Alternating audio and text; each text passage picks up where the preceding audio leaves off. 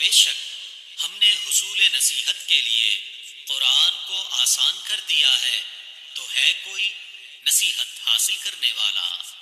بسم اللہ الرحمن الرحیم۔ یہ سب اللہ تعالیٰ کے راستے کی مجاہدات، امید کرتی ہوں سب خیریت سے ہوں گے۔ اللہ تعالیٰ آپ سب کو صحت اور ایمان کی بلندیاں عطا فرمائے۔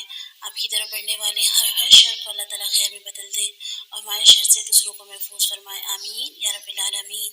شروع کرتے ہیں رب اشرح لی صدری ویسر لی امری واحلل عقدۃ من لسانی یفقهوا قولی رب زدنی علما اللہم وفقنا لما تحب وترضى۔ آج کے لیسن سے پہلے ہم آپ صلی اللہ علیہ وسلم کی ایک بہت ہی پیاری حدیث پر نظر دوڑا لیتے ہیں۔ حضرت محمد صلی اللہ علیہ وآلہ وسلم نے فرمایا، جب ابن آدم مر جاتا ہے تو اس کا عمل ختم ہو جاتا ہے سوائے 3 چیزوں کے، ایک صدقہ جاریہ یا وہ علم جس سے فائدہ اٹھایا جائے، یا نیک اولاد جو اس کے لیے دعا کرتی رہے۔ یہ مسلم کی روایت ہے۔ تو ساتھیوں، تو آئیے تجوید سے قرآن سیکھیں ہم بھی، اور پھر آگے لوگوں کو سکھائیں اور اپنے لیے صدقہ جاریہ بنائیں، اور وہ علم جس سے لوگ فائدہ اٹھائیں اور ہم اپنے لیے اس حدیث سے ہم فائدہ اٹھا سکیں اور اپنے لیے صدقہ جاریہ بنا سکیں۔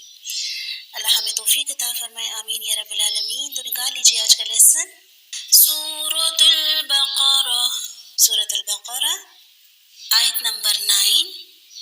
اعوذ باللہ من الشیطان الرجیم، بسم اللہ الرحمن الرحیم۔ یخادعون اللہ، یخادعون اللہ، خواب پر کریں گے، او نہیں کریں گے، عین کی ساؤنڈ نکالنے کی کوشش کریں گے، اللہ کا نام پر پڑھیں گے۔ یخادعون اللہ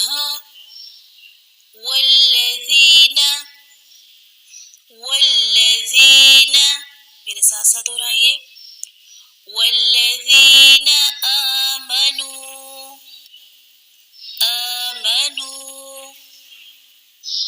وما، میں نے بتایا تھا کہ منہ کے ذریعے آواز آئے گی میم کی، ماں ناک کے ذریعے نہیں آئے گی۔ وما یخدعون، یخدعون نہ نہیں کریں گے، ٹھیک ہے، نون زبر نہ، نون زبر الف نہ ہوتا ہے، نون زبر نہ حرکت کو لمبا نہیں کرتے۔ یخدعون الا، بڑی مت ہے، اس مت کو 3 سے 5 الف کے برابر لمبا کرتے ہیں، ہم 3 الف کے برابر لمبا کر رہے ہیں۔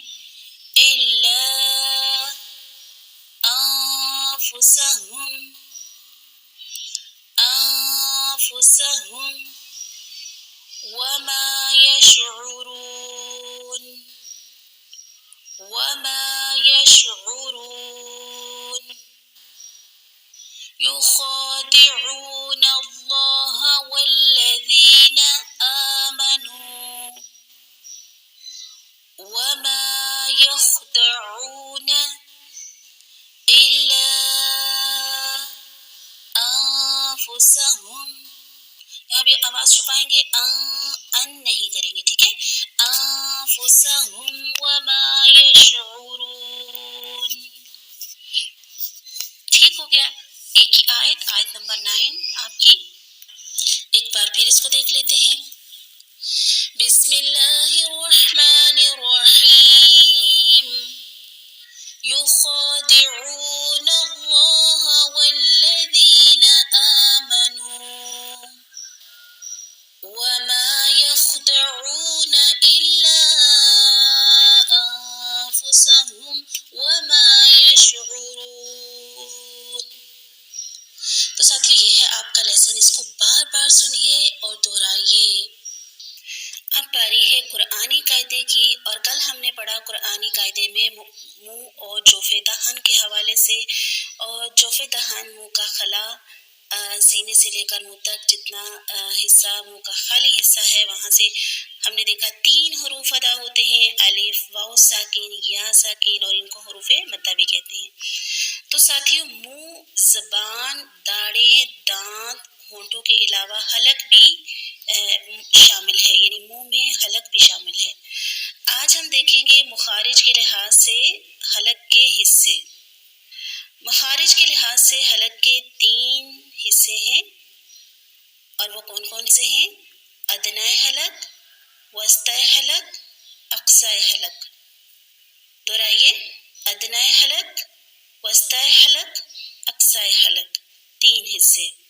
سب سے پہلے ادنائے حلق، منہ کی طرف سے گلے کا سب سے پہلا حصہ ادنائے حلق کہلاتا ہے۔ وسطی حلق سے مراد حلق کا درمیانی حصہ۔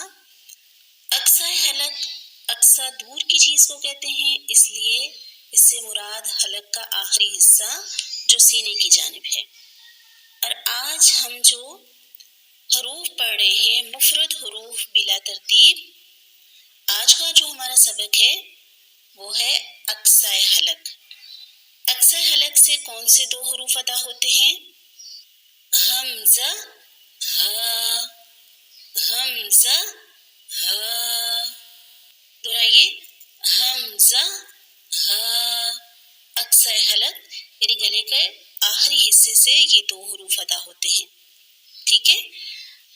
تو ساتھیوں، ہمیں کیا پتہ چلا کہ حلق کے 3 حصے ہوتے ہیں اور حروف حلقی 6 ہوتے ہیں، ٹھیک ہے؟ یعنی ہر حصے سے 2 حروف ادا ہوتے ہیں۔ اور اقصائے حلق آج ہم نے پڑھا، اقصائے حلق سے 2 حروف ادا ہو رہے ہیں، حمزہ، ہا، حمزہ، ہا، حلق کے آخری حصے سے ادا ہوتے ہیں، ٹھیک ہے؟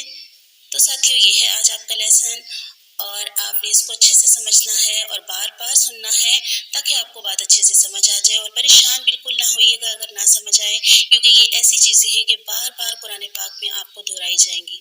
اپنا بہت سارا خیال